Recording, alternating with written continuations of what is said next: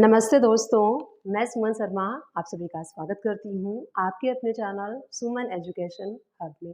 आज हम डिस्कस करने वाले हैं न्यू फाइनेंशियल ईयर स्टार्ट हो चुका है 1 अप्रैल 2024 से और जो प्रीवियस फाइनेंशियल ईयर 23-24 है वो फिनिश हो चुका है 31 मार्च 24 को। तो अकाउंट की फाइनलाइजेशन एंट्री कैसे करनी है प्रीवियस ईयर के लिए मैंने आपको ऑलरेडी वीडियोस अपलोड कर दिए हैं। अगर आपने वो वीडियो अभी तक वॉच नहीं किया है तो आप वीडियो को जाके वॉच कर सकते हैं। Accounting finalization entry video by Suman education hub, इस तरीके से आपको सर्च कर लेना है। मेरी वीडियोस मिल जाएंगी और आप अपने अकाउंट को फाइनल कर सकते हैं। अब चलिए, जैसे कि न्यू फाइनेंशियल ईयर स्टार्ट हो गया है 1 अप्रैल 24 से, तो किन किन बातों का आपको कुछ महत्वपूर्ण बातें हैं जो आपको ध्यान में रखते हुए अपने अकाउंटिंग के वर्क को कंटिन्यू करना है। तो कौन कौन सी ऐसी बातें हैं जो आपको ध्यान में रखना है। सबसे पहले, आप जो इनवाइसिंग करते हैं तो उसका आपको सीरीज जो है वो न्यू रखना है, यानी कि जो इनवाइस नंबर होता है आपको 1 से स्टार्ट करना है। तो इनवाइस का जो फॉर्मेट है वो आप अपने अकॉर्डिंग अपने कंपनी का नेम ले सकते हैं, फाइनेंशियल ईयर यूज़ कर सकते हैं 24-25। एक यूनिक सा आपको फॉर्मेट बनाना है इनवाइस का और उसी फॉर्मेट को लेके आपको चलते रहना है। तो काफ़ी सारे लोग जो हैं वो मैनुअल इनवाइस बनाते हैं, तो वो इनवाइस की जो कॉपी है, जो बुक है वो प्रिंट करवा लेते हैं। तो 31 मार्च तक अगर आपके पुराने इनवाइस की बुक जो है वो फिनिश नहीं हुए हैं, काफ़ी सारे बुक्स अगर बचे हैं, तो आपके माइंड में ये आ रहा होगा कि क्या अब वो सारे वेस्ट हो जाएँगे? तो नहीं, वो वेस्ट नहीं होंगे। अगर आप चाहें तो उसी इनवाइस को कंटिन्यू कर सकते हैं। बट एज़ पर रूल 46 के अकॉर्डिंग आपको न्यू ईयर से न्यू सीरीज़ स्टार्ट करना होता है। तो आप चाहें तो जो आपका बुक्स बच गया है और उस पे जो सीरियल नंबर है इनवाइस का, आप उसको मार्कर से स्क्वायर बना दीजिए और उसके एंड में आप चाहें तो मैनुअली इनवाइस नंबर लिख के और मैनुअली इनवाइस को कंटिन्यू कर सकते हैं।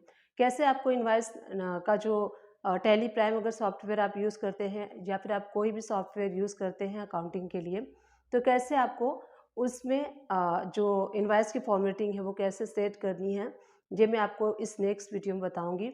तो इसके बाद वाली जो वीडियो आएगी उसमें आप देख सकते हैं मैं आपको टैली प्राइम में कैसे इनवाइस की फॉर्मेटिंग को सेट करना है ईयर के स्टार्टिंग में, वो मैं आपको बताने वाली हूँ। तो उस वीडियो को वॉच करके आप देख सकते हैं।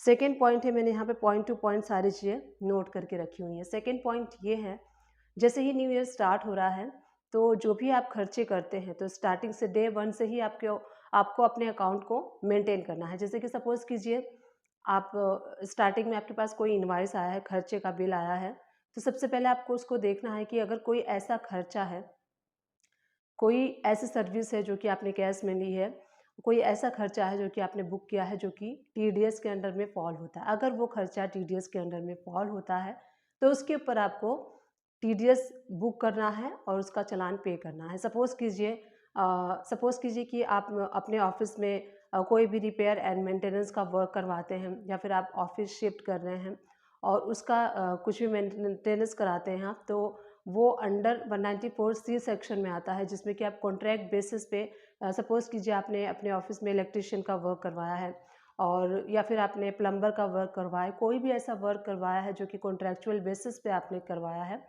तो वो 194C के अंडर में फॉल होता है। तो ये ऐसे खर्चे होते हैं जिसमें कि आपको टीडीएस बुक करना होता है। सपोज़ कीजिए कोई लीगल एंड प्रोफेशनल सर्विसेज आप ले रहे हैं, तो उस पे भी आपको टीडीएस बुक करना है। तो आपको ध्यान देना है, जो भी आप खर्चे करेंगे न्यू ईयर के स्टार्टिंग से ही आपको सारी चीज़ें ध्यान देनी है कि कोई भी अगर एक्सपेंसेस आप कर रहे हैं जो कि टीडीएस के अंडर में फॉल होता है तो उसके ऊपर आपको टीडीएस डिडक्ट करना है। और जब भी आप टीडीएस डिडक्ट करेंगे, सामने वाली पार्टी से आपको पैन नंबर ज़रूर लेना है और पैन नंबर लेने के बाद आपको उसको चेक भी करना है कि जो उन्होंने पैन नंबर दिया है उनका स्टेटस जो है वैलिड है या फिर इनवैलिड है। क्योंकि सपोज़ कीजिए किसी से आपने सर्विसेज लिया है, इलेक्ट्रिसिटी का ऑफिस में वर्क करवाया है और उसके ऊपर आपको टीडीएस डिडक्ट करना है। सामने वाली पार्टी जो कॉन्ट्रैक्टर है उन्होंने अपना पैन नंबर दिया और आपने वो लिया और वो पैन नंबर जो है वो इनवैलिड है। तो अगर इनवैलिड पैन नंबर है, यानी कि जो पैन नंबर आधार से लिंक नहीं है, वो इनवैलिड होता है।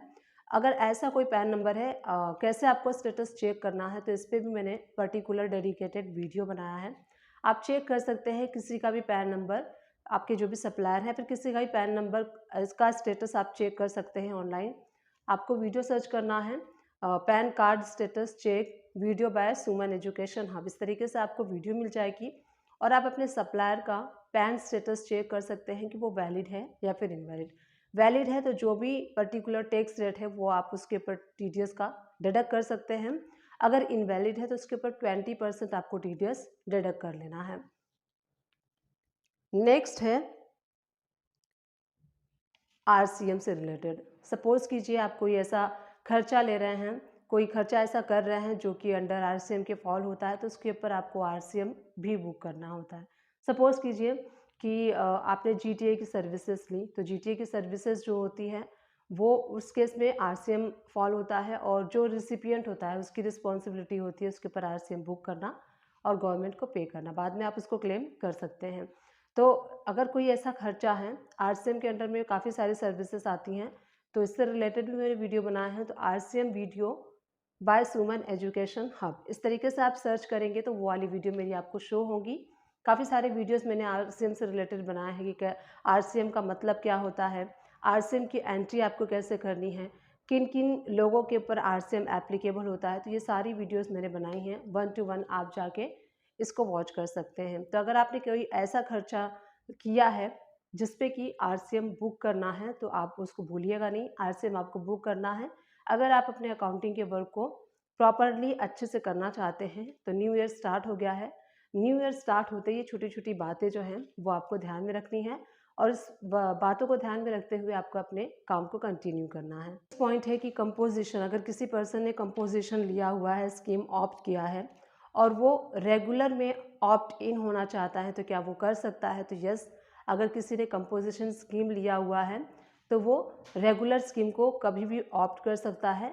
यहाँ पे कोई टाइम लिमिट नहीं है कि अगर आपने कंपोजिशन लिया है तो आप रेगुलर में ईयर के एंड में जा सकते हैं, ऑप्ट इन कर सकते हैं, कभी भी आप कर सकते हैं। गवर्नमेंट को इससे फ़ायदा है, इसलिए गवर्नमेंट ने यहाँ पे कोई भी टाइम लिमिट नहीं रखा है। अगर कंपोजिशन में है, आप रेगुलर में आना चाहते हैं तो गवर्नमेंट को इससे ज़्यादा से ज़्यादा टैक्स मिलेगा, इसलिए यहाँ पे कोई टाइम लिमिट नहीं है। अगर आप कंपोजिशन है तो कभी भी आप रेगुलर स्कीम को ऑप्ट इन कर सकते हैं। उम्मीद करती हूँ ये जो छोटी छोटी बातें, कुछ महत्वपूर्ण बातें जो थी ईयर के स्टार्टिंग में आपको ध्यान रखना है, तो ये मैंने आप लोग के साथ शेयर की है। उम्मीद करती हूँ ये वीडियो आप सभी लोग के लिए हेल्पफुल रही होगी। अगर हेल्पफुल रही है तो दोनों चैनल को सपोर्ट कीजिए। मेरे 2 चैनल हैं, एक ये चैनल जो आप देख रहे हैं सुमन एजुकेशन हब, सेकेंड मेरा जो चैनल है वो इंग्लिश लैंग्वेज में है, सुमन एजुकेशन हब इंग्लिश। वहाँ पे मैं अकाउंटिंग का वर्क इंग्लिश लैंग्वेज में सिखाती हूँ, तो उस चैनल को भी सपोर्ट कीजिए सो दैट वो चैनल ग्रो हो सके एंड हम मैक्सिमम लोगों तक रीच आउट हो सकें एंड मैक्सिमम लोगों की हेल्प हम कर सकें, क्योंकि हेल्प करने में लैंग्वेज बीच में नहीं आनी चाहिए। इसीलिए इंग्लिश लैंग्वेज में मैंने चैनल को स्टार्ट किया है जहाँ पे कि मैं इंग्लिश लैंग्वेज में अकाउंटिंग का वर्क सिखाती हूँ। Thank you for watching, keep watching.